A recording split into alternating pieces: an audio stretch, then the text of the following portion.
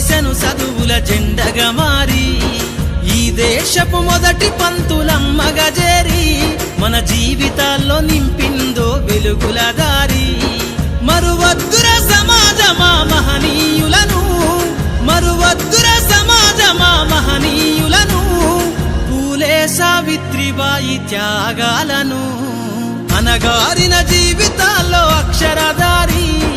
పొద్దై పొడిసెను చదువుల జెండగా మారి